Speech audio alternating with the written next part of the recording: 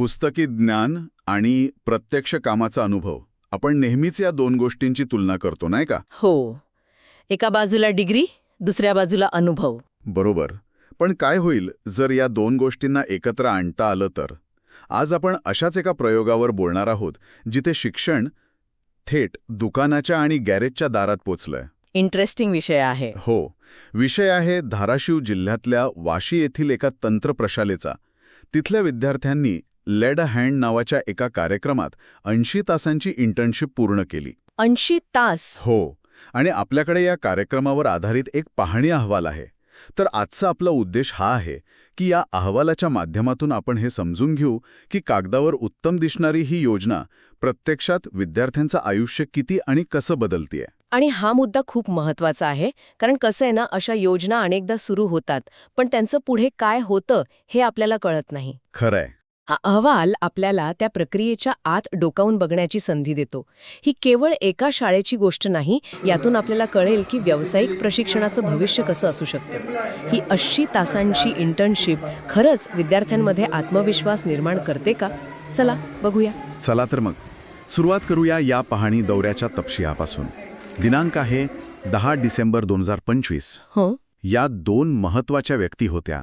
मुंबईच्या व्यवसाय शिक्षण संचालनालयाच्या इंटर्नशिप समन्वयक श्रीमती केतकी सातपुते आणि धाराशिव जिल्हा कार्यालयाच्या समन्वयक श्रीमती प्रिया मेश्राम. म्हणजे एक राज्य पातळीवरून आणि एक जिल्हा पातळीवरून. अगदी. आता मला सांगा, मुंबईवरून एक अधिकारी खास या कार्यक्रमासाठी धाराशिवच्या एका तंत्र प्रशालेत येतो. हे किती महत्त्वाचं आहे? हे फक्त एक रुटीन काम वाटतंय की यामागे काहीतरी मोठं धोरण आहे? नाही, हे अजिबात रुटीन काम नाही. याकडे पाहण्याचे दोन दृष्टिकोन आहेत. एक वरवरचा, किती काय अधिकारी आले आणि त्यांनी पाहणी केली. हां.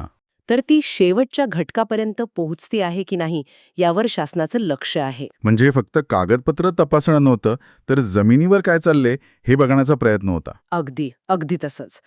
धोरण ठरवणारे आणि त्याची अंमलबजावणी करणारे जेव्हा एकत्र येतात, तेव्हा त्या योजनेला एक वेगळं गांभीर्य प्राप्त होतं.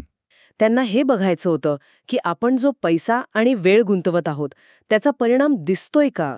मुलं खरंच काही शिकत आहेत की फक्त म्हणजे वेळ घालवत आहेत? त्यामुळे ही भेट म्हणजे या कार्यक्रमाच्या यशापयशाची एक प्रकारे परीक्षाच होती. आणि ही परीक्षा त्यांनी वर्गात बसून नाही घेतली. अहवालातली जी गोष्ट मला सर्वात जास्त आवडली ना, कोणती? ती ही की हे अधिकारी थेट त्या दुकानांमध्ये गेले जिथे ही मुलं काम करत होती. म्हणजे कामाच्या ठिकाणी प्रत्यक्ष ॲक्शन जिथे सुरू होती तिथे पोचले. ग्रेट. हे खूप महत्वाचं आहे. आणि दुकानांमध्ये पण खूप विविधता होती. म्हणजे असं नाही की सगळ्यांना एकच प्रकारच्या कामाला लावलंय. सांगा ना. काही मुलं भगवंता इलेक्ट्रॉनिक्स सारख्या दुकानात होती, तर काही धनश्री इलेक्ट्रिकल मोटार रिवाइंडिंगमध्ये. एक मुक्ताई एजन्सी होती जिथे सबमर्सिबल पंपांचं काम चालायचं.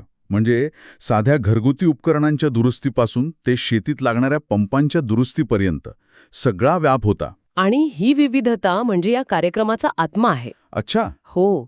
विचार करा, जर सगळ्याच मुलांना फक्त मोबाईल दुरुस्तीच्या दुकानात पाठवलं असतं तर त्यांनी एकच कौशल्य शिकलं असतं. पण इथे तसं नाहीये. मोटार रिवाइंडिंग हे एक अत्यंत विशेष कौशल्य आहे. बरोबर असते. म्हणजे या मुलांना स्थानिक बाजारपेठेची गरज ओळखायला शिकवलं जाते. म्हणजे हे प्रशिक्षण केवळ टेक्निकल नाही, तर ते प्रॅक्टिकल आणि लोकल सुद्धा आहे. बरोबर. अगदी बरोबर. ते केवळ उपकरणं दुरुस्त करायला शिकत नाहीयेत, तर आपल्या गावात, आपल्या परिसरात कोणत्या कौशल्याला किंमत आहे हे शिकत आहेत. हो ना. उद्या जर यापैकी एखाद्या विद्यार्थ्याला स्वतःचा व्यवसाय सुरू करायचा असेल तर त्याला शहरात जाऊन नोकरी शोधण्याची गरज नाही. तो आपल्या गावातच एक यशस्वी उद्योजक बनू शकतो. करेक्ट. का? कारण त्याला माहीत आहे की तिथल्या लोकांची गरज काय आहे. हा दृष्टिकोन खूप महत्वाचा आहे. आता येऊया त्या मुलांकडे जे या कथेचे खरे नायक आहेत. विद्यार्थ्यांचे अनुभव. हो. अहवालात स्वप्नील गायकवाड, बालाजी राठोड, साहिल बनसोडे आणि संदेश गायकवाड या विद्यार्थ्यांशी झालेल्या संवादाचा उल्लेख आहे. त्यांनी जे सांगितलं ते खूपच इंटरेस्टिंग आहे. त्यांनी केवळ आम्ही खूप काही शिकलो असं गोलगोल उत्तर दिलं नाही. मग काय म्हणाले ते? त्यांनी 4 ठोस गोष्टी सांगितल्या. 1. विद्युत उपकरणं आणि हत्यारं कशी हाताळायची हे शिकलो. म्हणजे थेअरीमधून प्रॅक्टिकलमध्ये प्रवेश. 2. घरातल्या वस्तूंची दुरुस्ती करायला शिकलो. 3. बिलिंग कसं करायचं, म्हणजे कामाचा व्यावसायिक हिशोब कसा ठेवायचा हे समजलं. आणि चौथी गोष्ट, जी मला वाटते सर्वात महत्त्वाची आहे, कोणती? ती म्हणजे ग्राहकांशी कसं बोलायचं आणि आपली सेवा कशी विकायची हे शिकलो. पण मला एक प्रश्न पडतो, ग्राहकांशी बोलण्याचं कौशल्य काय खरंच 80 तासात शिकता येतं? हे थोडं अवघड वाटतंय. तुमचा प्रश्न अगदी योग्य आहे. 80 तासात कोणीही कम्युनिकेशनचा एक्सपर्ट बनू शकत नाही. पण इथे उद्देश तो नाहीये. मग काय आहे? उद्देश आहे ती पहिली संधी देणं, ती भीती घालवणं. विचार करा, ज्या मुलाने आजपर्यंत फक्त शिक्षकांशी आणि मित्रांशी संवाद साधलाय, तो आज एका अनोळखी ग्राहकासमोर उभा राहतोय आणि आत्मविश्वासाने सांगतोय की तुमची वस्तू मी दुरुस्त करून देतो आणि त्याचे इतके पैसे होतील. हा जो बदल आहे ना, तो प्रचंड मोठा आहे. अच्छा, म्हणजे ही एक प्रकारे मानसिक तयारी आहे. हो, ही केवळ तांत्रिक प्रशिक्षणाची गोष्ट नाहीये. हे मुलांना व्यावसायिक जगाची मानसिकता देत आहे. माझ्या कामाची किंमत काय हा प्रश्न विचारायला शिकवत आहे. खरंय.